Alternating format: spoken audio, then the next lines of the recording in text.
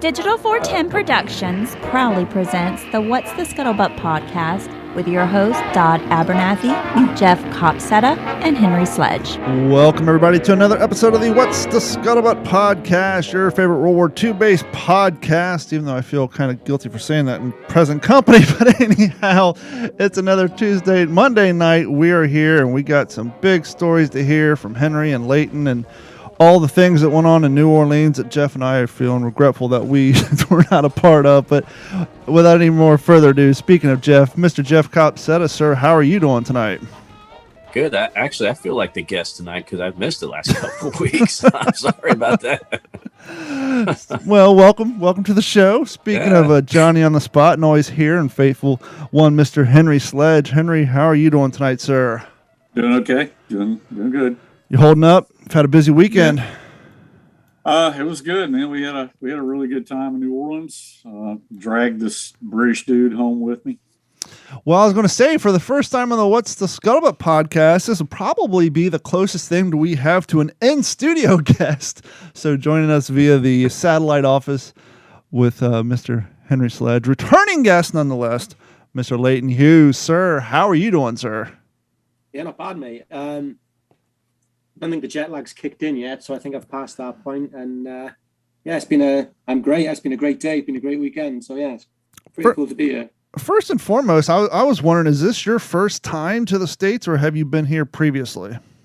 Been here previously. I went to New York, I think it was 2005, and I visited occasionally when I was in the Air Force, doing a 24-hour visit to Vegas, in and out, land, hotel, out, get back in time to get for Wheels Up. So what you're saying? A few times, but so what you're saying? All your American experiences are going to like the circus. I mean, those are like the biggest, the biggest tourist traps around. But yeah, so how are you liking a more calm United States as far as not being in New York or Las Vegas? I love it. It's different. I've said to Henry, when we've been driving around the homes that we've seen, absolutely beautiful. Although he probably hasn't taken me across the side of the track yet. But the space that people's houses have around you, it's insane. It blows my mind. Where everything in the UK is very condensed. It depends on. There's a bit of. I was gonna say, it depends on where you live and what year in which the homes are built. Obviously, they're built in the 40s, 50s, 60s. They got a more wider space, a bigger yard. Or if you're out in Texas, like where Jeff's at, whereas I'm in Florida, my house was built in 2007, and I think there's probably 14 feet of space between mine and my neighbor's home. So it definitely depends on where you live and what year your house is built. But yeah, that's the nice thing about here is you can get what you want depending on where you want to live, really. But for those who aren't aware of what brings you to town and the going-ons, what make you and Henry so exhausted, Henry, why don't you guys explain to the listening audience of the endeavors in which you guys partake in this weekend?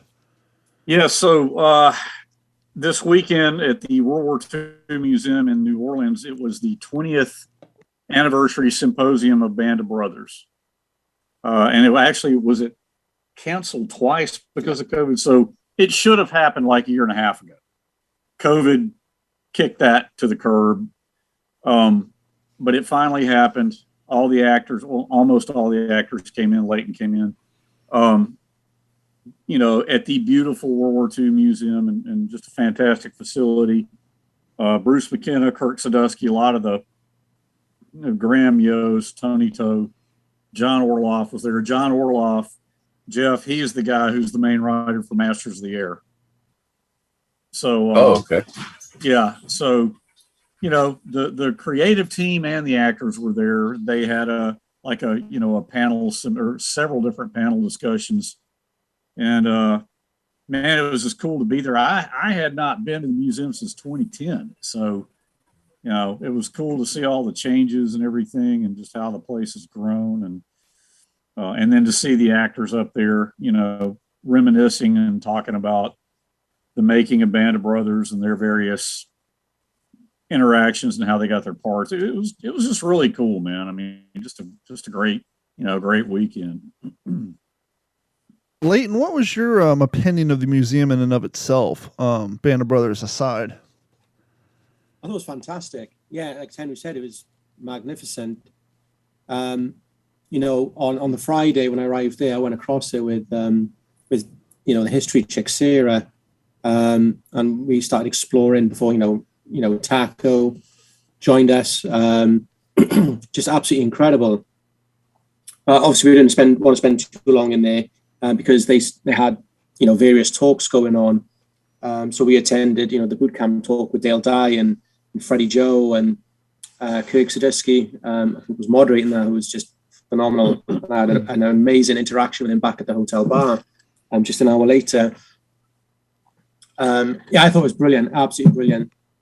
And we had a really good look around on the Sunday before we left and went through the Road to Tokyo exhibit, is that what you call it? Just unbelievable detail.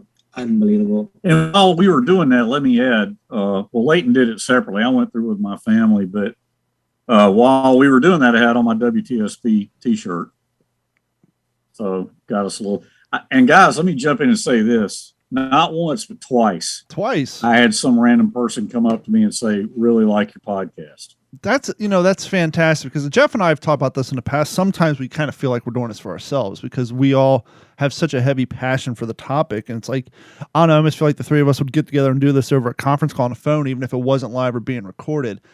And it's nice when that happens. Like when you told us that over the text, I told you, that happens to me time to time, but it's usually when I'm at a World War II event where I'm like, I'm in a different state. And so people come from other states around, and most people, a lot of our listeners, they don't go to our website, and, a lot of them don't watch the videos. They watch it in the format in which it's originally intended, which is the audio. And so it's not until they hear me talking to somebody that they recognize, you're that guy from that. Yeah, and so I get it from time to time when I'm at an event and people hear my voice, but it's definitely, mind blowing. When I first met, when I went out to Texas to hang out with Jeff, it was a weird situation because he had a young volunteer with him. Not only did this kid say, "Hi, I'm a big fan of your podcast, but by the way, I briefly went to the same high school you did, and and your daughter did." So that was even more of a little, holy crap, it is a small world. I flew to Texas to meet a kid who grew up in my same town and went to my same high school with my daughter. So that was even a little crazy, but it's definitely enjoyable, and it's kind of like almost makes it all. It's one of those things. Oh, it definitely makes it worth it when complete random stranger just walks up. He says, "Keep doing what you're doing." Well, and I told you guys about the first one, which was Lance, Lance Faulkner. The second guy I did not tell you about, but man, it was cool because, like you say, it's just like, okay, man, people are paying attention. We must be doing something right. So that was cool. Absolutely. What was your, obviously you guys were there for the Band of Brothers symposium, but what was your overall opinion, before we get into the Band of Brothers stuff, of their Pacific-based displays? You want to go first on that? Oh, I thought it was brilliant. Like I said, I thought it was absolutely outstanding. It's all done in chronological order, so you're walking along. I definitely saw this for the the European theatre of war. It had a map of Europe, and most of mainland Europe was red to signify that was in Nazi control. And obviously the two grey areas being Portugal and Spain. But as you move along, each becomes blue. I think it was blue. Obviously, so that's the Allies taking over. And there's the same for the Pacific Theatre of War as well in Road to Tokyo. The details, seeing E.B. Sledge, little stand for him, and Basilone, Ernie Pyle, Desmond Doss. I thought it was absolutely outstanding. It was a lot of time and effort has gone into that display, in my opinion. When you walk into it, you see pine tree. You see palm trees. There's which looks like when you're going through the ETO part, you're seeing like a part where the Battle of the Bulge. I mean, they have like a video effect of snow falling. Oh yeah. Say again. I said, "Oh yeah." Sorry, we lost Jeff. I'm inviting him while participating in the conversation. So they had like, I don't want to. No, they had like palm trees and Imitation Snowfall. That's pretty cool. Yeah, Imitation Snowfall for the Battle of the Bulge, but like for walking into the roads of Tokyo, man, the palm trees. I mean, it was, and then like the Tarawa part, pretty cool. The seawall, yeah, I thought it was cool. I love the display. They had a 37 millimeter in a position there. I mean, sandbags, it's. And Richard Frank is the guy who quarterbacked that, so I mean, you feel good about that. So now I don't know if there's a way to quantify this, or it's even justifiable or even comparable. But I think out of the four of us, the only one who could truly now make this comparison would be Leighton. Is there something different the way that obviously it's a huge museum, so it may not even be fair, but is there a way or something you notice that's a little bit different the way that they display things compared to maybe some of the larger museums over on your side of the world? That's a good question. I mean, once again, it's probably hard to quantify because of, the funding behind it, but there may be something a little different. Maybe the terminology, just, I don't know, like I said, between the four of us, you're probably the only one who could make that comparison.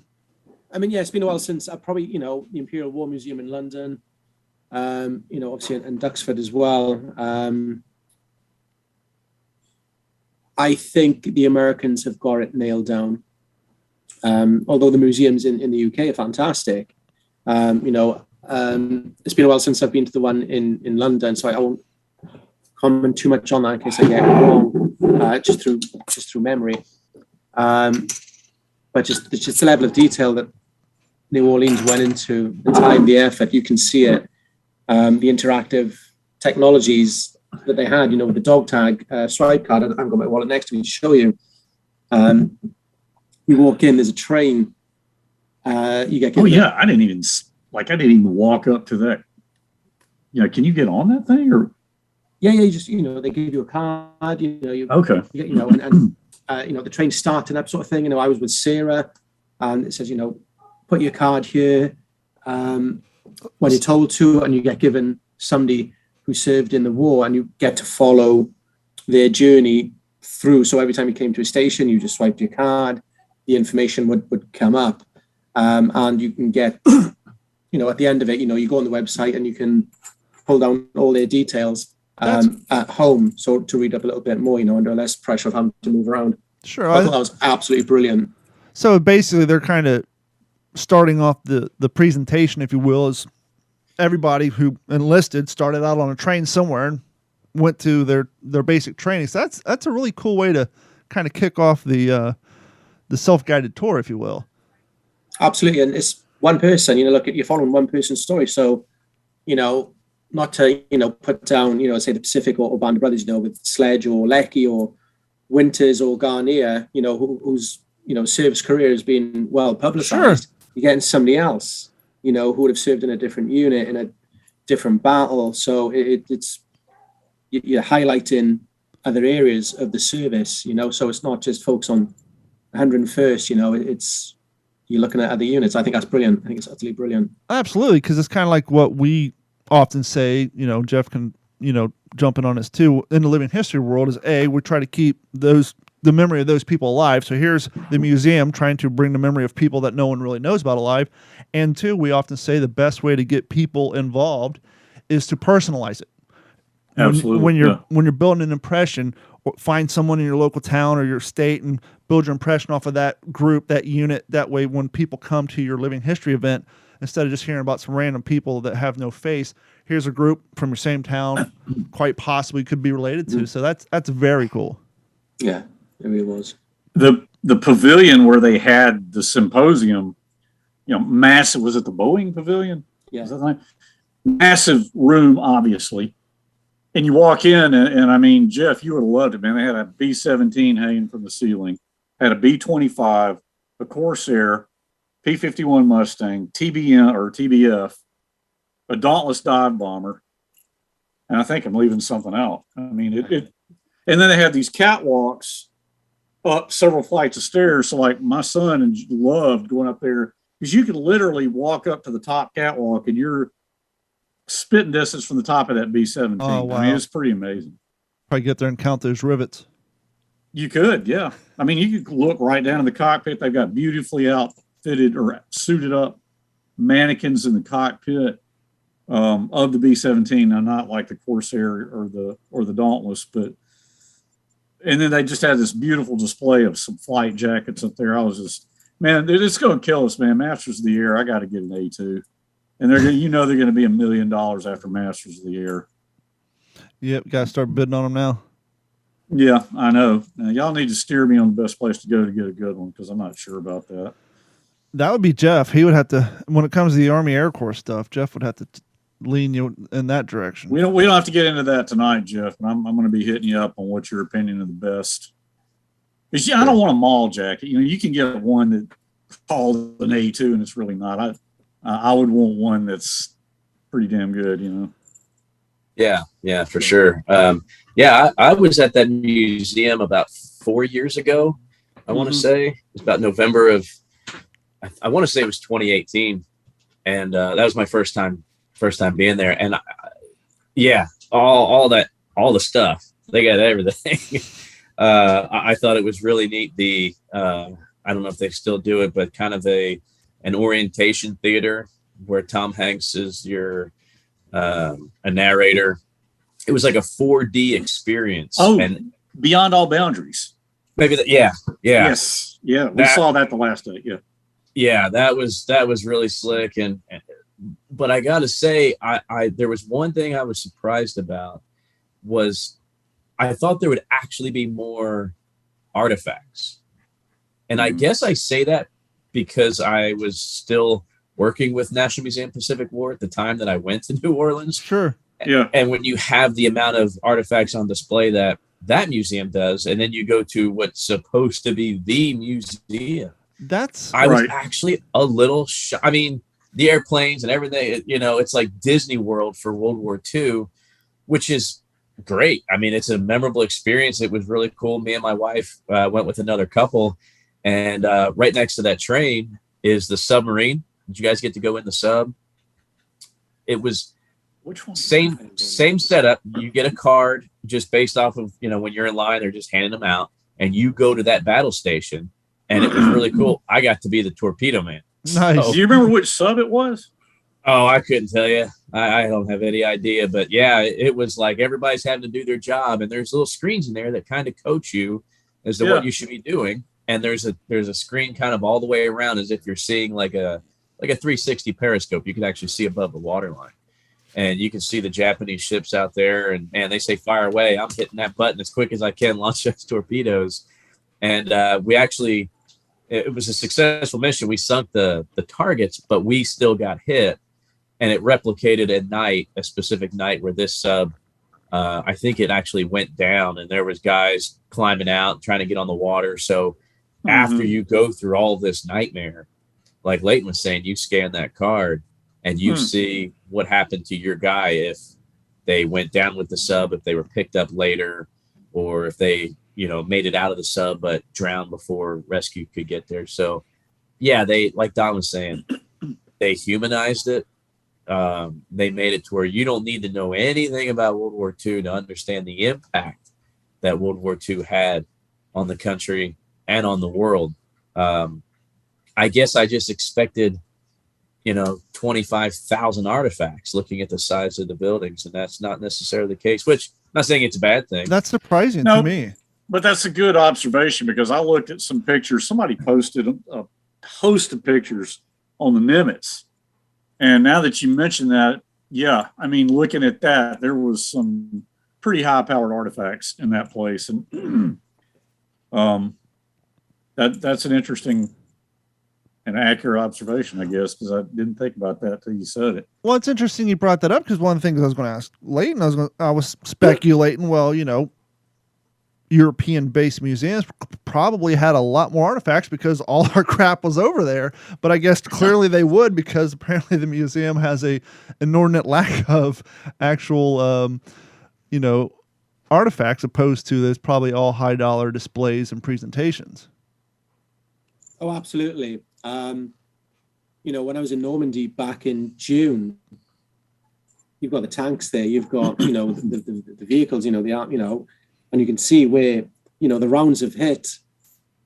Obviously, they just picked them up from, the barns, or, people have collected them, dragged them off the battlefield and stored them for, and obviously museums come along and picked them up and shoved them in a building. And obviously it's a lot easier. Obviously for the States, it's a little bit different because nothing happened, no World War II battles happened on obviously mainland America. So a little bit difficult to get all across. So obviously I think it was a uniform of an African-American US Marine, which was pretty cool. That was amazing to see, who had served in World War II.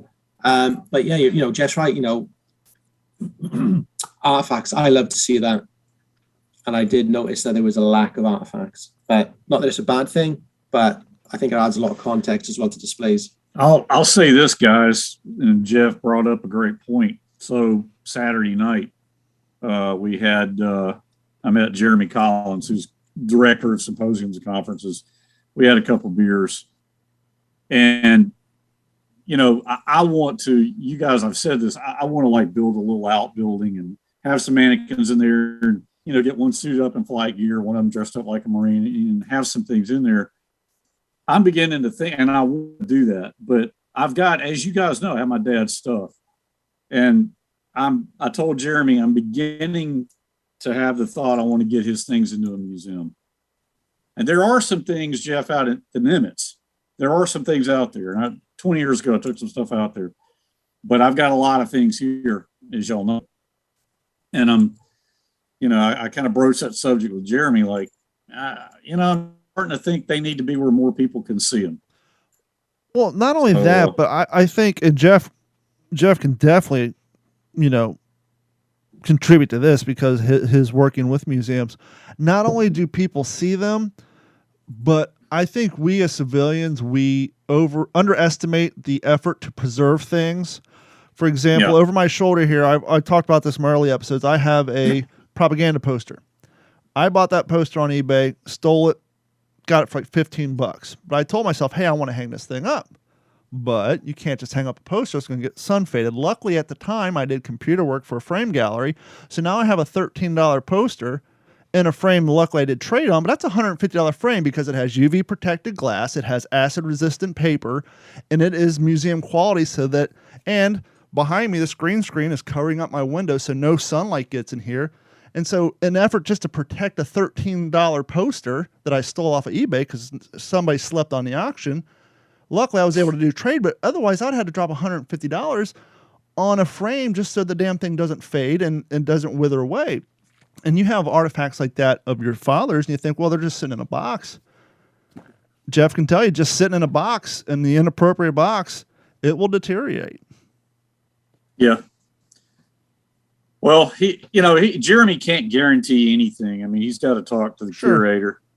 I mean, he said, Henry, it'd be awesome. But he said, I can't. And I appreciate his rectitude, but I'm just starting to kind of begin to have that thought, but and not to make it all about that. Yeah. To go back to the point about maybe some more artifacts would be a good thing. But it was well attended, it was really active, busy. It was good to see that. So how was the overall Band of Brothers symposium? How did the whole going on outside of just the regular, visiting of the museum and touring the museum? How did the whole organization, the interview process, did they have meet and greets and Q&As and all that stuff with the actors? Obviously, what I do, I don't obviously come too critical. Obviously, what I do will be happy few. Honest opinion, suppose it was fantastic. Chris Langlois, who's Docker's grandson, spoke fantastically about, when did he speak? I missed that. He spoke to you when you had, he was with Shane Taylor. You had obviously Gene Garnier with Frank John Hughes. You had Robin Lang with Trish Heffron. So that was the family sort of round table. Fantastic. That was probably the best talk.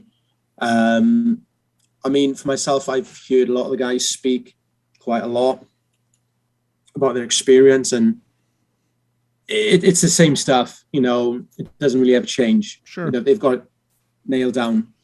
not that it's a bad thing, because, there are people there who haven't heard those stories. So that's probably my own doing for having listened to a lot of that stuff.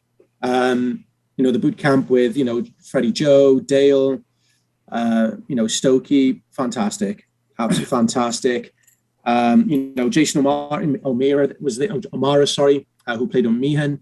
It was his first event, so that was pretty fantastic. Great to see him there and being invited there, considering he was only there for a short period of time in the show.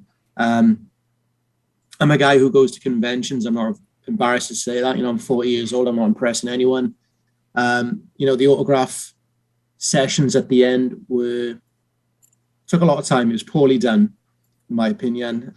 You get the T's and C's. I think it was 2 or 3 weeks before the event, and it was like, right, no posters. 2 items, which is fair enough. No posters, no pieces of memorabilia. Oh, you can take a see. We didn't go after the last thing. We got out, went back just to start resting up. We didn't go to the actual signing thing because Leighton had already got me a poster, got a bunch of people to sign. So I was good on it. You couldn't have a poster? No, you couldn't. I was getting mine done in the hotel, which the guys were very happy to do.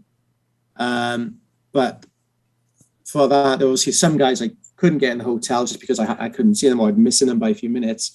But it was like, oh, you can get a book signed, which you can buy in our bookstore, but we're going to mark the price up an extra $3. Cheers. Or a DVD box set, which you can buy from our bookshop, from the merchandise store. X amount. Well, I'll just bring my own. But it's just like, I don't want that. I want to display something. Yeah. I can't display a box set. So I think I was in the queue with somebody I met in Normandy in 2019 with his wife, Ryan Muse. Good 2 hours, obviously in the Louisiana heat. So it wasn't even in air conditioning. You had to queue up outside. We had to queue up outside. Wow. Yeah, they obviously moved us all out. Very poorly done, in my opinion. They should have kept it in the pavilion and just had the guys, outside, in the hallway, and just done it row by row. Yeah. They could have sat down, they could have relaxed, and done it that way. But no, they had people queuing. I think when they realized there was a lot of people and it was taking a lot of time, we'll put a water station out there. It took a little while for that to come out. And when you did get in there, because the guys had been signing for so long, you had, I think Jeremy said it was like 500 people there. Yeah. So give and take, 50 people have gone off. So you got 450 people, So this signing and your items are just flying down the line. And you got people ahead talking, and it was a bit of a jam, and you're not able to, have a good interaction with the guys or girls, as your items getting signed, because people are talking and items just flying past. Yeah. So a couple of times I had to jump out a line, grab my item and bring it back to where I was, because I wanted to say hello to people, there's people that, Eric Jensen, who I hooked, who was the writer on 3 episodes, and I was able to hook him in with the Barnes family at Holborn last year. I wanted to know how that was coming along, how his conversations was coming along with those, and others as well. And I did get that chance, but some I didn't, because my item flew down the line. Yeah. And obviously I'm having to move down the line. So that was probably poor on their part. I could have been a lot better. But overall, the talks were good. They were good.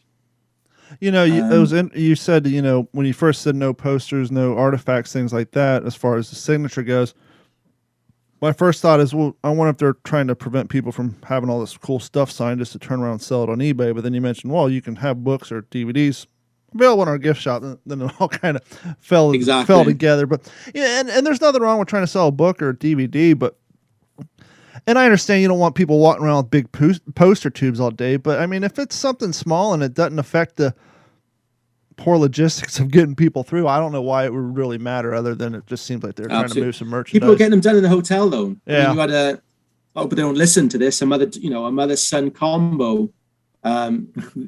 Roly-poly. I mean, I don't want to name names, obviously I don't get in trouble here. Yeah, luckily I don't know their names. Don't worry, nobody listens with the exception of the 2 people that said hi to Henry at the museum. So I didn't just use a real name.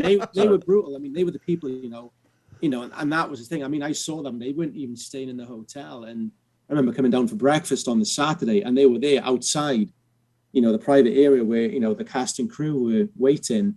with their items, you know, and because obviously they knew that I knew people, because obviously I was speaking to them the day I arrived with Sarah. We were outside chatting with a coffee, and obviously they were asking, you know, who we were, what we did, you know, and etc. And because one of the Band of Brothers actors, Mark Lawrence, came across and was talking to me, and we got on very well. You know, she knew that I had a connection, and obviously we've chatted about, you know, the We Happy Few project. So when she saw me, she was always asking me questions. I'm like, I don't know. I'm here. That was the mother. Yeah. You know, I don't know. I'm with the Unwashed, you know, for this weekend. I'm not with the guys. So it was, you know, even on Saturday, I don't know where you were, you know, but they were in the bar. We were at the table, and they were literally sat around in the sort of lobby area, you know, in the little seating area by the concierge. And they were just waiting. I walked off to go and wash my hands because I'd eaten a burger and my hands were greasy as hell. And she just comes, oh, you know, do you know where, you know, the guys were, you know? I was like, I don't know. They're having the private food. What time does it finish? I'm like, and they were there waiting. And as soon as they came out, bang, they were there with all the posters. And I thought, you're the reason why they're not letting us get our posters signed. Mm-hmm. You know, those are the sort of the bad names that, you know, ruin it for the rest of us, and very frustrating. But again, I suppose that's why the museum were doing it. They probably wanted to make a few extra sales as well, because the hotel probably wasn't, you know, priced enough. But no, like I said, it was a great experience, but just frustrating we couldn't get, you know, posters signed. And I could see why, because of people like that. Not pointing at Henry there, but people. Damn it, Henry! There you go, messing up for everybody. Can't take you anywhere. Speaking of, I just want something signed. You know, I didn't even go to that, man. We were, like I said, we went back across to his point, though, talking about how things were queued up. After you came out of the room, the huge pavilion where the symposium was, it's this massive line. And we're like jumping people going around, just trying to get outside to go back to our hotel across the street. Yeah. And some lady, you know, she had a guy in a wheelchair. She could made some snarky comment. I'm like, we're not waiting in this. We're trying to get out of here to go across the street. We're not even going to the signing. Yeah. We have nothing, you know, but they were going outside to get back. Yeah. It was because we went back over and sat in the bar, and then Taco came over there, and then Sarah was over there. Yeah. And Andrea and I, we're just watching people stand in the heat, man. I mean, it was could have been done better, in my opinion. I'm not used to that sort of heat from where I'm from, so it was quite difficult to be in that heat for such a long time. And I'm sure we could have all looked at that and gone, we can have done this step. You know, hindsight's a wonderful thing, but they got to take into consideration a lot of other factors as well. And okay, the museum's open, so they got to deal with that as well. But having people stand outside for a couple of hours, you know, and it took them a little while, you know, for me, it seemed like it took them a little while for click in to go, oh, we need water because this is red hot weather. Very short-sighted, in my opinion. Could have been done differently. What's surprising to me, though, this is the National World War II Museum. Like you said, you go in, like Jeff said earlier, you go in there and they had Tom Hanks pre-record some monologue stuff, and they've had other large events. This isn't your local museum ran by your local Veterans Affairs chapter who, you know, got this graciously donated to them as a charity event, and they were in over there. You figure a place this big who's had experiences, I'm sure, similar type deals would have, I don't know, I'm just a little surprised that they didn't have a more, at least what I'm gathering, a better grasp on the logistics of this whole thing. It's just kind of surprising to me. Well, you know, you like to think, you know, if they do anything else, you know, they do it again, you know, for the Pacific or Band of Brothers again, say for the 25th or the 30th, you know, they can look at it and go, you know, lessons learned, you know, like yourself, you know, ex-military, you look at something goes wrong. Why did it go wrong? You know, so I say, what can we do differently to make it run smoother next time? I mean, I don't want to look. It's a great facility. We love the people there. They've been good to us. It's all points being duly taken here. I mean, it's a great place to go visit. A lot of fun. That aspect that was just being mentioned is certainly that was true. But I mean, they shut the bar at 10 o'clock. I mean, what is that about? Well, that's not the museum. That's a new. That's the hotel. In New Orleans, look, a lot of things have changed. A lot of things have changed. I mean, the pandemic. The days of pulling up to a hotel and having bellhops come out and get your bags and valet your car so you can just walk in and get your room. It's not like that anymore. Then again, we're all old enough to remember you used to be able to check your baggage at the curbs at the airports. Those days are long gone too. You go in. We had to drive it. This is now Leighton obviously flew in and took a cab. For us, we drove. This is after 5.5 hours on the road. We're coming through. I mean, driving in New Orleans is not like driving in Birmingham. So it's raining. There's people everywhere. I don't know the streets. We're trying to navigate to the parking deck. We made 2 busted passes because the entrance is not easy to see, and there were delivery trucks blocking it. Mm-hmm. So we get past, finally come back around, and we're like, that's it. We got to go left in there. Not an easy turn. We get up to the 3rd level of the parking deck.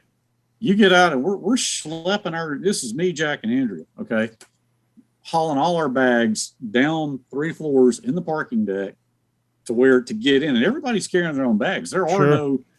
like I said, man, it's not like it. This is not the World War II Museum. This is traveling in general. I think things have changed a lot. I think COVID and staffing, that's my point here. This is not throwing rocks at a facility. It's my point that COVID has changed a lot of things. And what you said about staffing, we often forget about the great resignation of 2021, 2022. Side note, Carrie had physical therapy tonight. I dropped her off when the gym came back, have a podcast, don't have time to make dinner, stopped at Arby's. Sign on the drive-through sign. We are closing at 8 tonight due to lack of staff. So definitely staffing is a big issue. People, especially younger cats, they expect more than what places are willing to pay, and so no one wants to work. Yeah. Jeff, beautiful museum. I mean, beautiful hotel. Sure. But my wife, Andrea, knows. She's like, this place is world class, but I mean, it's like there could be more people working there. Yeah. And that's not the museum's fault. It's just the way it is now. I think it's managed by. It's Hilton. Hilton, yeah. It is Hilton. So things like it says, waiting for a drink. Well, first of all, the bar shut was at 10 o'clock. That's crazy for New Orleans. Saturday night. I mean, my God, like even with a major event there. Yeah, exactly. That was very disappointing. But you order a drink and you were waiting half an hour. It's not an overly busy place. Yeah. And it was just, that was crazy for me. I've always thought you guys, hospitality is your game, in America. But I mean, again, whether that's, it's managed by the Hilton, whether that's Hilton's responsibility in getting the staff in all this down to the museum, I don't know.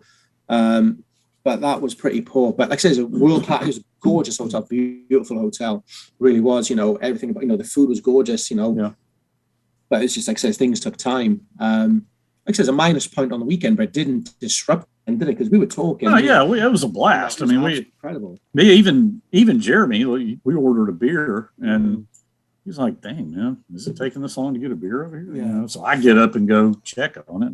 I mean, even with a museum employee telling us the bar is closed, yet they're in there having a little hoo-ha, and I thought, whoa, you're across the road, sweetheart. I didn't say that, but I was like, how dare you? Just being a little bit, overprotective of the cast, but we've been socializing them for the evenings before. I thought that was a bit bizarre. That's my own personal take on that, but. Outstanding, other than that, outstanding weekend. It was a fantastic event, outstanding facilities. The museum was incredible. And like Jeff said, probably a little bit more artifacts would be nice, but it doesn't take away anything from the museum and what they do, because it is pretty phenomenal. Jeff, you got any questions or comments? Deeply regret that I couldn't be there. Me too. I'd love to be complaining about it taking too long to get a beer hanging out with you guys. I know Jeff and I were talking before the show, and we kind of joked about it when you guys came on before we went live. It's like, Jeff, we're the only ones out of all the entire World War II podcast community that didn't go to this thing. I'm there.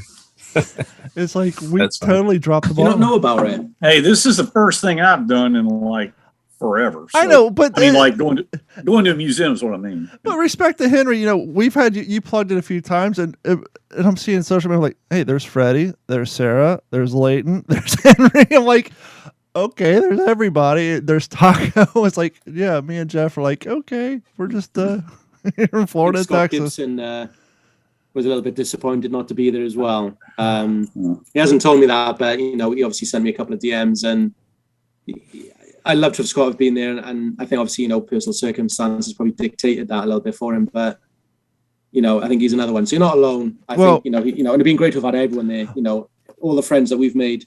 Maybe next week, Jeff and I will maybe next week. Sorry, Joe. No, I was going to say maybe next week, Jeff and I and Scott will get together and we'll do a podcast called We Lonely Three. Hey, well, I mean, the thing, he may come back for the international conference in November. Can you guys get over to New Orleans for that? Jeff, you and I, the three of us need to get together and figure something out.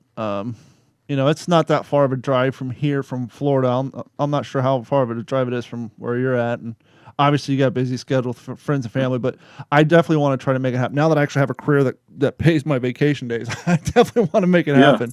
So we'll just keep it in mind. I mean, no, I definitely want to. Cool if we could hook up, and. Well, that's what I was joking earlier today. I was like, I said, how absurd is it that Leighton made it across the pond to visit Henry in person before Jeff and I made it to meet Henry in person, and we've been on this podcast together for a year and a half now, and we've yet to meet up in person. About a year, coming up on a year. The timeline's so crazy since the pandemic. Speaking of can't take anywhere. What is it like to be in public in person with Mr. Freddie Farnsworth? Is he amazing? Even better. He's a teddy bear. So funny. Really? He wasn't loud and boisterous? You didn't find yourself kind of... I like the way you segued that down. Speaking of not being able to take anywhere or go out in public. I don't know. I just picture him at that bar just with an open bottle of, Maker's Mark. Actually, no. Larceny. I knew Freddie and I were going to get along one day. Before going on the air, he saw me... I'm out of it, but I usually take a hit off my Larceny bottle, and most people have no idea what it was. And him just, he's like, if I knew it was going to be a Larceny type of night, it's like, me and this guy are going to get along just fine. But yeah, I just picture the loud, boisterous, rambunctious Freddie just, holding court. Great. I mean, the actors loved him. They were pulling him left, right, and center. And, I was really lucky to have breakfast with him twice. And Taco, he holds court. That's his personality. He's that kind of guy. I mean, when was it? When did I arrive? Thursday night. And Lance was there with this lady. I was there. With Sarah and Freddie, and I think Ryan and his wife turned up later on, and he was holding court. He was brilliant. He's got a lot more stories, and he's just as great in person as he is through the computer screen. He really is. He's brilliant. Such a nice guy as well. He was really gracious, I'm trying to think what's something you have to provide for Leighton to get the full American experience before he goes home. And I figure you got to take him to one of three places, and I'll let you decide which one, Henry. Either they take him to Walmart, a Super Target, or a Bass Pro Shop. One of those three stores to give him the full American experience. Well, if I take him to a Walmart... He can view the beauty and the dichotomy of the American experience, because you'll see a man in a dress. Us a couple NASCAR t-shirts. You get a NASCAR t-shirt. You'll see a dude in a dress, and you'll maybe put your wallet in your front pocket as you're walking through the parking lot. That is a cultural experience that he needs. I've got a Baby Ruth in my travel bag, if that counts. No, that chewing gum is it. With baseball on the front, the cartoon baseball character as well on the front. Does that count? No, that won't get you there. We need to do better than that. I'm trying. Can you guys hear me? Because either my headphone. Oh, okay, it was my headphones. Yeah, we hear you fine. I thought my microphone went out. I just switched from pot 1 to pot 4, but it turned out it was my headphones. Good. You're good. We're probably not coming in that good because I don't have my headphones. I started using my AirPods. I figured out how to match them up to this laptop. So our next show, I'll use my AirPods. That when I was on Woody's show last week, that worked really good. I thought liked it way better than the goofy headphones. Jeff, I feel remiss. You were saying earlier that you haven't been around for a while. Is there anything we need to get caught up on? I know you've been super busy and been active. Anything we need to get caught up on in your world over there? Well, yeah, I accepted a position teaching this year on some content that I haven't covered before, with the stipulation that I started this past Saturday going through the teacher certification process through TEA, Texas Education Agency, and it's a 300-hour course in 10 months. So I actually had to put my bachelor's on hold to get the certification by May. So it's about 4 days a week right now for the next 3 weeks, and then after that, it's going to be worth it. I can't wait, but it's a lot, especially since my students come in the classroom Wednesday. That's our first day. Ours are already back. And by the way, the training never stops. As you know, Carrie has been a 4th grade teacher for 8 years, and she just moved to 2nd grade. Lovely time to blow out her leg. But our school started last week, and over the weekend, she's like, I got these training videos I got to watch. I think it's like 40 minutes. Turns out she has 5 separate modules. Each module has 40 minutes worth of content. So this weekend, she's like, there's so much training to do. And so it never ends. It never ends. So prepare yourself for that. But you're going for high school, right? Yeah, secondary.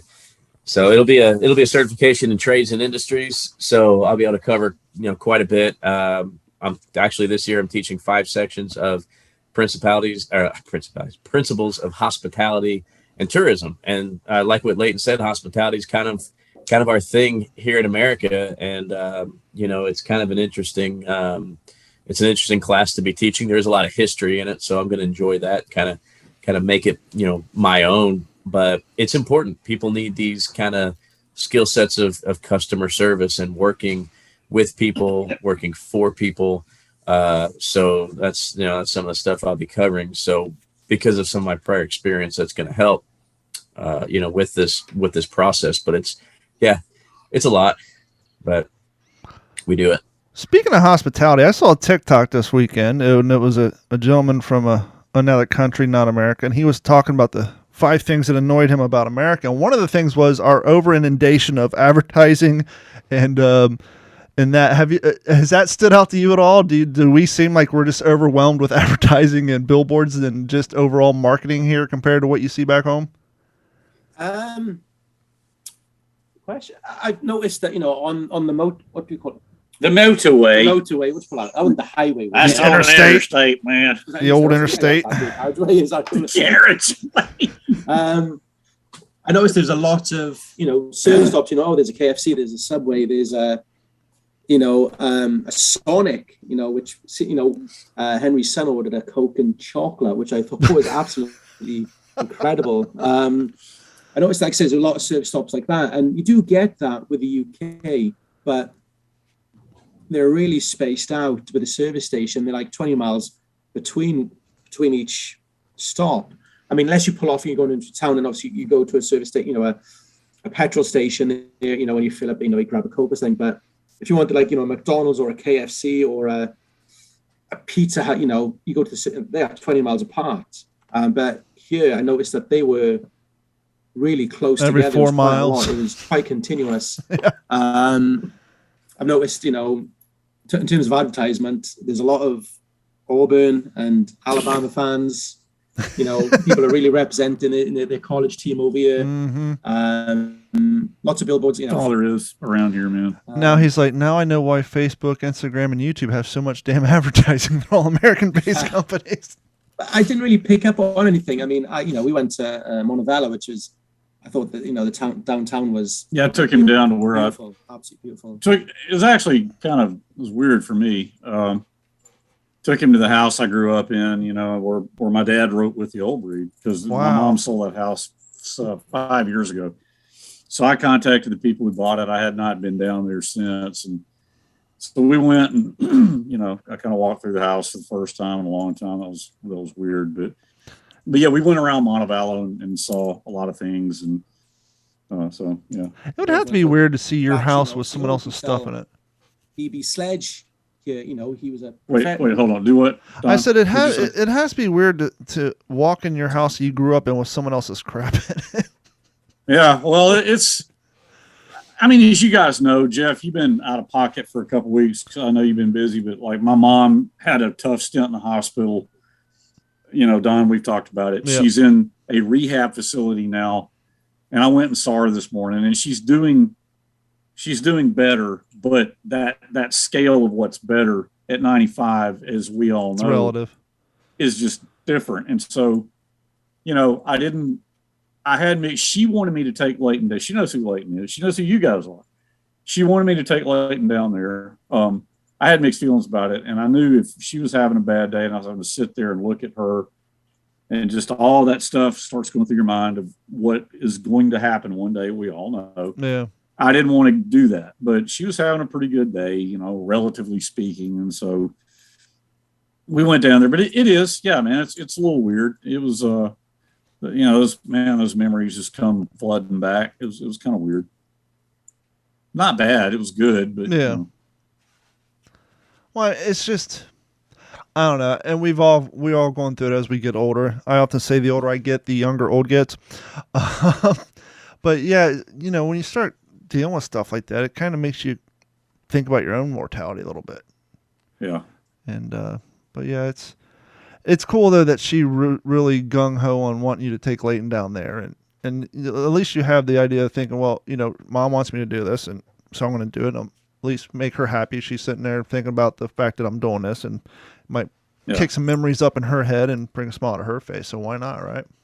Oh yeah, sure. So absolutely. It's a beautiful house. What's that? It really is. It's a beautiful house. It really is. And to see, this house. Yeah. I read With the Old Breed and after the Pacific came out, and obviously I've seen pictures of it since. So to see a house of someone, I've only seen in pictures, who I've read about, who I've seen portrayed on screen, numerous times since, with Joe Mazzala on Pacific, and to be there where he wrote that, pretty phenomenal. And to be there with his son, pretty phenomenal. To hear, Henry on the phone to his mother last night, and you're talking about me, and what you're doing, blah blah blah, and it's just like, it just seemed surreal that I am here in Alabama. Can't imagine many Brits come here to see people. We go to New York, we go to California. We don't come to Alabama, for a vacation. Not because most people don't. But no, we go to the pub. Not wrong. We go to New York. That's what sure. We go to, Watch out! Next thing you know, he'll be dragging you to Mississippi. And I'm sat here, like I said, in Alabama. I made sure we got off at some good exits. And I'm sorry. Oh, okay, dude. No, well, I was thinking, going there, getting away from the New Yorks, the LAs, the Chicagos, the bigger cities, you're actually getting a truer picture of what America is. Absolutely. That's a good point. I've often said the problem with our media is they're based out of LA, Chicago, New York, and they all have tunnel vision. They all assume that the entire country is like LA, Chicago, New York. And so when they're talking about their opinions and their ideologies, they're having these big city thoughts and big city ideologies, but most of the country is like where Jeff lives, where I live, where Henry lives, the quote unquote flyover states. But those flyover states are the real America, whereas the big cities they're ironically the minority, because most of us don't live on top of each other. Most of big yawn, Bailey. Most of us don't have the ability to walk a mile or two to get to work. Mm-hmm. So you're actually getting the experience. It's funny. This is Bailey, my Boston Terrier. And the first time we had Henry on, I'd read his dad's book, China Marine. And in there, he's talking about how when he came home from the war, he got to come home to his mom and the Boston Terrier. And I was talking to Henry about that. And just last week, I sent a text. I just happened to be Googling Eugene Sledge, and I found a picture of Eugene, his mom, and their Boston Terrier. So I was like, look what I found, Henry. I found a picture of your dad's dog. And I was stoked being a Boston Terrier fan. But it was kind of funny how that just kind of landed into my lap, because when I brought it up to Henry, I think the first time you were on here, you weren't quite sure, or you didn't seem to, must not have really came up in topic much. But I just thought it was cool that that photo landed in my lap. I was like, oh, sweet. I found the picture of his Boston. Because Bailey's just such a big part of our show. But she is, man. I love it the way the dogs. I need to get Lulu down here. Well, she actually lays in the bed in here the entire time we're doing our show, and just right around this time. Yeah, get Lulu down every here. time she just kind of chirps up and says, "Hey, pick me up, fool." But hey, real quick, Jeff, what project are you working on? You sent us a sweet up close photo of the cockpit seat you're painting, right? You're working on another model. Oh. Yeah, I was showing that off to Leighton. This is the first. I'm doing a Mark V Spitfire and 148 scale, which is the scale I stick to. And this is the first time I've done any kind of aircraft from the RAF, and I wanted to change it up a little bit. I'm working on a very large display of kind of a dedication to the air war. Not necessarily the Mighty Eighth, but of course that's kind of the heart of it. But a lot of people don't realize how much those Spitfire squadrons were escorting our B-17, especially early on in the war. And I think we've covered that in one of our Memphis Belle episodes. It was kind of absurd to see a P-51D flying alongside the Memphis Belle, in spring of 1943. It just didn't happen. So, I've done the 17, I've done the P-47, and I thought, and everybody's done a P-51, and I have one. I'll eventually do it, but it was a great kit, and it comes with a lot of goodies for a kind of a ground display. So.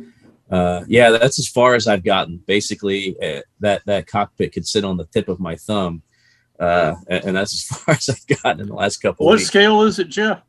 48. Okay. Who built whose kit is it? It's Tamiya, a Tamiya. Yeah, it's okay. a Tamiya, and it's kind of a neat kit because they added in another sheet of decals with color paint scheme. Like a glossy. Photograph, and then there's an extra sprue of like 7 RAF pilots in different poses. There's a wave, there's a dog, there's a ladder, there's all kinds of stuff to kind of litter a scene at a runway somewhere. So that's my goal anyway. So the price was right and I picked it up. Well, I appreciate the fact that you didn't just say, okay, I'm gonna paint the seat brown and paint the post green. I'm zooming in on my camera, on my phone, and you can see where on the hydraulics you painted certain parts of it silver, and it's just, you did a really good job on just the minor details. It doesn't just look like, okay, I'm gonna slap some green on here. It looks like there's some dirt stains and some everything else. You just did a really good job on something that small and that minor. I can only imagine what the rest of this project's going to turn out to be like. That's what I do. Man, I'm wanted my little trying to get the garage fixed up where I could get my model bench. That's just kind of stalled out. Man, I want to get back to that so bad. Yeah, we all kind of I'm looking on my podcast here, and it's still a mess. We all get started on stuff, and then just life gets in the way. But that's just the way it goes sometimes. Yeah, and I'll be honest, we built a real nice garage here. I'm pretty sure you guys have seen pictures, and I've got a 12-foot long, workbench out there with 2 nice bar stools. And the idea was for me and my son to hang out there and build model airplanes. But honestly, I end up sitting right here in my office, just put something down on the desk, or I'll work on my roll top here. Because it's usually late at night, or when the baby's taking a nap, and I'm caught up on schoolwork or something, so to go all the way down in the garage and everything, I just do it right here with all of my motivation. Everything in here is World War II. So, and we all live in pretty hot and humid environments. So I think you guys are probably like me, where most of the man cave garage based activities get done in the wintertime around midnight, because you're not out there sweltering in the heat, just dying oh, this is horrible. Well, and you guys know I'm restoring my 42 GPW too, which is in the garage. And there's times where you suck on all sorts of levels. From the garage. By the way, just all sorts of levels. You suck. You got a nice GPW, you got a kick-ass car. But yeah, have you and your son watched any more movies on the projector from the not quite so comfortable front seats of the GPW? I can't remember the last one we talked about. I'm pretty sure we did. I watched Tuskegee Airmen. Mm-hmm. I think the last one I talked about was oh gosh, what the heck was it?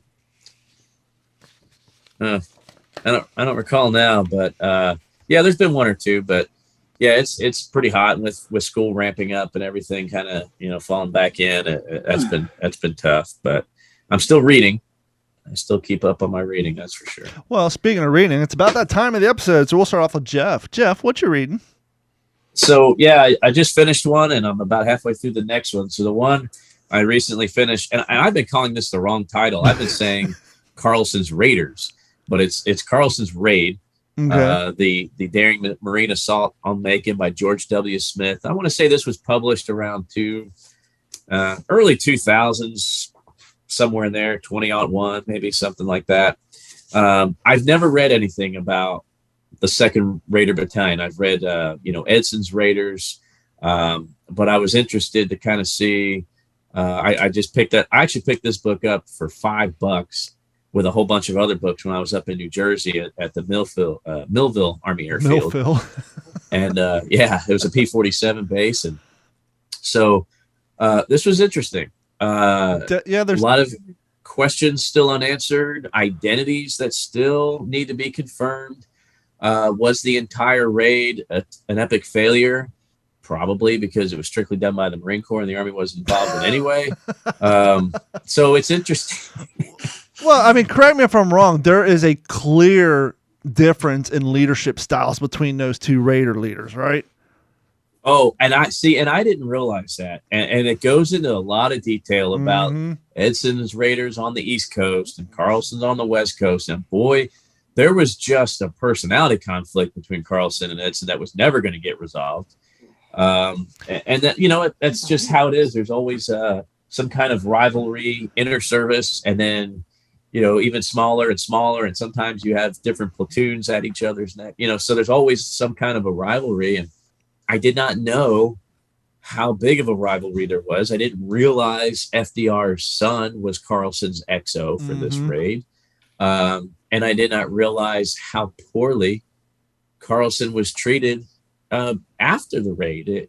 It was interesting because I felt that way a few times in my life, where you think you've done something so great. Sometimes you get too much publicity and everybody starts hating it, and then it gets shut down.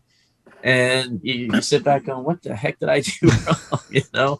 So that was interesting to me. What I find interesting about those groups too, whether it's the Raiders or the Marauders, they were kind of, the special forces back then were kind of left up their own devices. They're like, okay, here's a group of guys, you're the leader, do it your way. You guys are special forces, figure it out, do it your own way. And that's where the different leadership and different ways of doing things came in. Yeah, absolutely. They were definitely, between those first two Raider battalions, it was certainly two different leadership styles completely. But they interviewed they had a lot of dialogue from the guys that served with Carlson and that were actually on the raid, stuff that was pulled from like the 90s, and none of them really had anything bad to say about Carlson. There were some things where they questioned, man, I don't know why he didn't do this, or I don't know why he stalled instead of taking, the initiative there. But other than that, the guy was still a brilliant leader, and he just kind of got kicked to the curb, and he never led men again in combat. Wow. And it's sad. And although Edson's the one that committed suicide, I thought that was the irony of the whole thing. I was so that was a great read. And then I've heard of this book. I see it a lot of times in the notes section of a lot of the books that I read on the 8th Air Force and B-17s. So I thought, okay, I got to find this book. And you don't necessarily judge it by the cover, because that is a newer photograph of these guys. This is not a colorized photo. This is a posed modern photo. At least I think it sure looks like it. But this is a weekend read. This is a very, very thin book. Oh yeah. But like I said, it keeps showing up in so many other, as a reference, that I just had to have it. And there's a little bit of a spoiler alert, but if you read the back first, like I did, not only is this considered a masterpiece memoir from World War II, but the guy's killed in action. Wow. In October of 1944. He was a co-pilot, 35 missions with a B-17, finally got into a P-51 and was shot down during an escort mission in the P-51. And he was just barely turned 24 years old. But I have to tell you, the way this guy writes, it's eerie. Knowing that he doesn't come back, and sorry, but it's on the back. It's not that much of a spoiler. it's eerie to read from the very first page because, that's kind of in the back of your mind that the things that he's talking about that he's going to do after the war and seeing these guys getting snuffed out in sometimes very violent and very descriptive ways, it's the other guy. It's not him. His luck's going to hold. Yeah. So but the detail of the room that he lived in, what was on each shelf, how many pairs of socks, where they hung their bath towel and wash rag. It's incredible. It's just this book, the way this guy could write, to me is the equivalent of if Ernest Hemingway would have been killed driving in the ambulance in World War I. Is that why the book? That's how much got lost when this guy went down. Is that why the book's so thin? Because it's lifted from his own letters and diaries and not full of fluff? Yeah, this is his journal and his mom, I guess, spent a lot of time and a lot of effort to get it published. It was actually first published in England in 1947, wasn't published in America until 1952. Wow. But I mean, this is when it comes to memoirs, and we've got some mixed company here that have, they've among those that have written the best, but man, this is unlike anything I've ever read from the Second World War. I'll add that to my the last thing I wanted to add was I'm curious from our listeners. We're all dorks here. Okay. I'm a nerd. I'm not a dork. So I'm curious if you guys do the same thing that I do. So when I'm reading a book about the Raider Battalion, naturally I have to have my original Raider patch that a Raider gave me as my bookmark. Or if I'm reading something like this, what's going to come out of here. Now my good bullion patch is sewed on my uniform, but I got to have a Mighty Eighth bookmark. So I'm curious. I was thinking about that before the show. What we've got some very voracious readers that are followers of our show, and not, the hosts aside. I wish I was that classy. I'm just curious. Do you guys use something that was signed by a veteran that was at that battle, or do you use a patch? Or am I just weird? Y'all help me out. What is it? Mail call at WTSP? Yeah, email us at mailcall@WTSPWorldWar2.com. I wish I was that classy. I'm more white trash. I use business cards, chunks of toilet paper, anything really, because what tends to I do have one actual. Don uses his welfare receipt. Well, back in the day, I would have used a food stamp, but now they come on debit cards, so that's out. But I do have a legit bookmark. But like right now, I transitioned because we were talking last week. Someone posted pictures of the brig issued P-41s from the Pacific, and someone's like, I don't recall ever seeing photos of the black dot. And so I said, well, it was in it was in Lecky's helmet for my pillow, and I pulled the passage out. And when I was quickly looking through that book, I was reading through, and I was like, oh, I forgot how of a fantastic writer he was. So I actually put down that modern day book I was reading, and I started reading The Helmet for My Pillow again for the 5th time, and so I'm back on that. But no, sadly I don't have elegant bookmarks. I just grab whatever's nearest by so I can at least pick up where I left off. What about you, Henry? What's your preferably when it comes to marking your books? The bookmark I use is a little piece of a note card that when I pulled out my old edition of Strongman Arm that my dad had read, he had scribbled a note on there, page 459. Only, I think it's upstairs. I have to go get it, but it just scribbled on there. You can barely see it. Only example of a bondside charge in this chapter. And I just happened to find it. I'm like, okay, that'll be my bookmark. That's it. You guys listening at home, put your keyboards down. There's no beating that. No reason to send off those emails. But if you want to send the emails, go ahead and send them to mailcall@WTSPWorldWar2.com. Leighton, what do you use for bookmarks?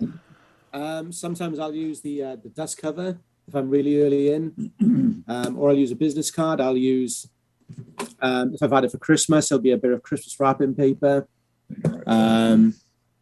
Or if I've had, a chocolate bar that, has come in a cardboard packaging, it'll be a piece of that ripped off as well. Not as classy as Jeff's. I think that's brilliant, by the way. I think that's friggin' outstanding. You said cardboard from a candy bar. I'm gonna go online and order me a reproduction K-ration box just so I can use that. That'll be cool. But what are you reading, Henry?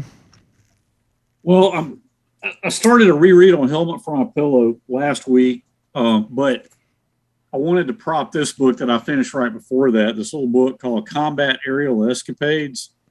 by J. Hunter Reinberg. Short little book, 165 pages, but it's just got, Jeff, you've probably read it, Jeff. It's got some great description. He flew F-4Fs in the Solomons, and then later flew Corsairs off Peleliu, VMF 122. But he just goes into, he had several kills. J. Hunter Reinberg was his name. And just his description of, took a bullet damage, had to lean his mixture out. He gets into his cockpit maneuvers, how he handled things. It's just a great book. I mean, I was like 165 pages. It could have been 365, and I would have wanted more. What about you, Leighton? What are you reading lately? I'm reading a book on the 95th Bomb Group. It's got a few post-it notes in it. I don't know if people know, but I'm behind the page History People. That it's an idea, I want to write a blog, and I decided to, seen a book on eBay. I sent a picture to Jeff a few weeks ago. It's like the operational logbook of each aircraft and what missions they've flown and what crews perished with those aircrafts. I randomly picked out an aircraft called, let me just get it, Roger the Lodger.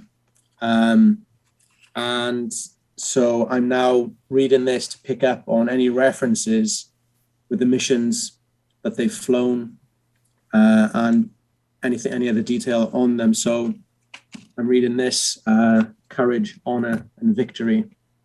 What's his last name? By Ian Hawkins. So I'm using the dust cover at the moment. I just lost my page. Obviously that's an outstanding hardback cover. Yeah, so this is what I'm reading at the moment. For the love of Pete, Henry, get the man some toilet paper. He just lost his page. This is a good topic. I kind of brought it in the past. With the exception of Amazon or eBay, where do you guys tend to find your World War II books? I oftentimes find them like I'm just walking through the lines of like a Bell's Outlet or just a random general store who has discounted books, and oftentimes you'll find a World War II themed book there. And I've grabbed a few of them marked down like $5 to $8 every once in a while. What's your favorite place to find a book other than eBay or Amazon, Jeff? Honestly, I typically try to not pay for a book because I've had so many given to me. Prime example today, right before I meet the teacher, one of the history teachers who I pal around with quite a bit, he handed me a book called The Last Hero, Wild Bill Donovan, I think was the guy's name. Mm-hmm. Beyond Glory by Larry Smith, and a big book that has nothing but posters of Glasnost and Perestroika, big Russian posters in there. So nice. I'm constantly handed books all the time, but if there's a specific one, I'm like Serenade to the Big Bird. I don't know if I mentioned that's the name of the memoir. It's Serenade to the Big Bird. Burt Stiles is the pilot.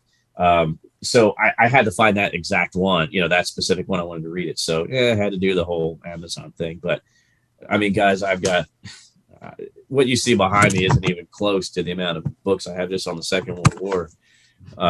So for me to spend $30 on a book is retarded for me right now with the amount that I still haven't read and the amount that I keep accruing. Because people, they know when they know you're a collector and you appreciate it, boy, you do them a favor is usually what happens. I do a lot of people favors by taking their books. So what about you, Henry? Where do you oftentimes find a book that maybe you weren't expecting to find?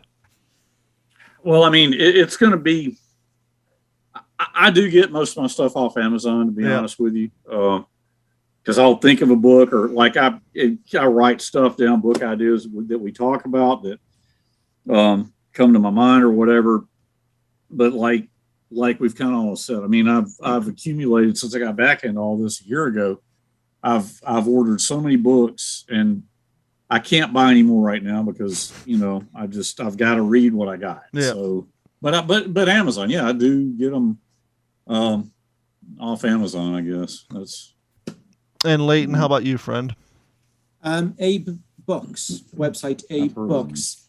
It's secondhand books, like not necessarily like eBay, but it's if you're looking for a book, you just put it in the search bar, and obviously it'll bring up all the books, various editions, hard copy for hardback, softcover, autographed, first edition, and obviously various prices. And fun enough, A-Books is where I picked up China Marine, and it was advertised as signed by the author.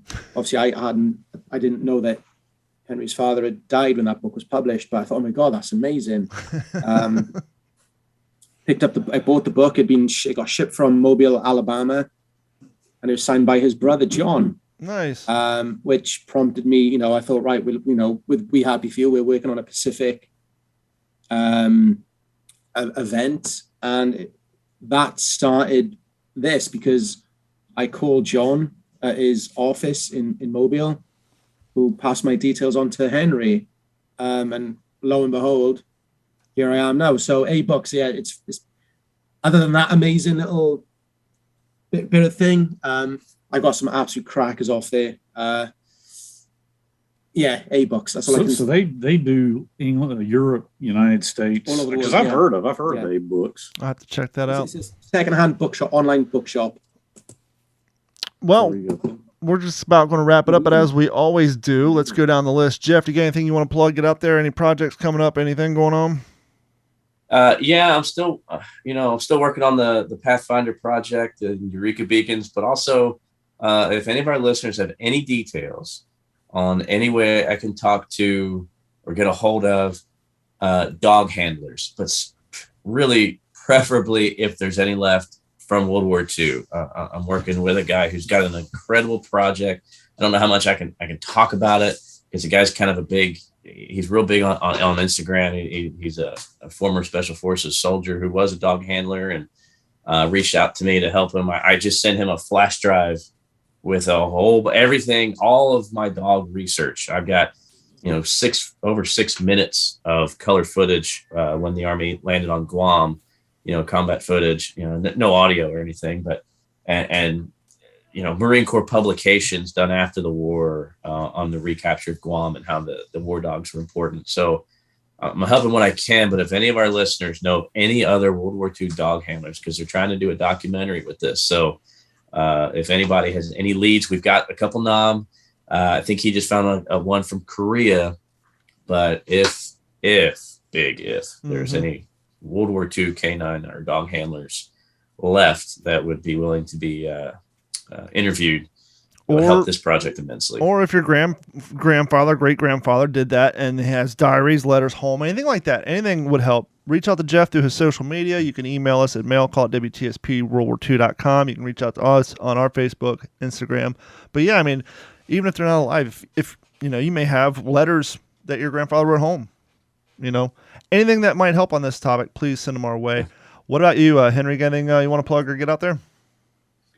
Last week was really busy, culminating and going over to New Orleans. So I did my show with Woody, World War II TV on VMF 114 on Peleliu with Damon Stout. That was fun. I felt like that was well received. So that's the only thing I'll mention right now. And of course, our guest, Mr. Hughes. We know you got a couple things to plug, so why don't you go ahead and get those addresses out there and plug your podcast, please. So, speaking of podcast, there's going to be a few changes, hopefully in the next couple of weeks, where we're going to look to streamline it to make it a more Band of Brothers unofficial podcast. So, bringing on another actor to replace me, who co-hosts with Matthew Leach, who plays Floyd Talbot. It's very much in the early stages of developing that at the moment, because I feel like it'll just be a more attractive, sexier proposition to the listeners. We've got a Battlefield Tour 2 of the Battle of the Bulge in November with Freddie Joe and Phil McKee, who plays Colonel Strayer in the show, attending that, as well as Matthew Leach as well, who was a wonderful host. And we're looking at, and obviously because of the demand of that, and because that sold out so quickly, we're looking at running another identical tour in January. So you're getting a real Bulge experience there with the weather. Nice. So that's looking to happen as well. Fantastic. And we want to thank each and every one of you for joining us for another episode of the What's the Scuttlebutt podcast. If you want to support what we do here at the show, please head over to WTSPWorldWar2.com and click on that Patreon link and sign up and subscribe. It'll cost you $1 a month. There's a few other plans on there too, but you know what? We'd be perfectly happy with that $1 a month plan. And while you're over there, please head over to our YouTube channel, like, subscribe, and watch some of our videos. And that's the best way, the best way to help support the show and what we do here. Simply share us with a friend, someone like-minded, someone who enjoys military history, World War II history, or the like. And for myself, Jeff Henry, and Leighton Hughes, we will talk to you all next week. This has been a Digital 410 production.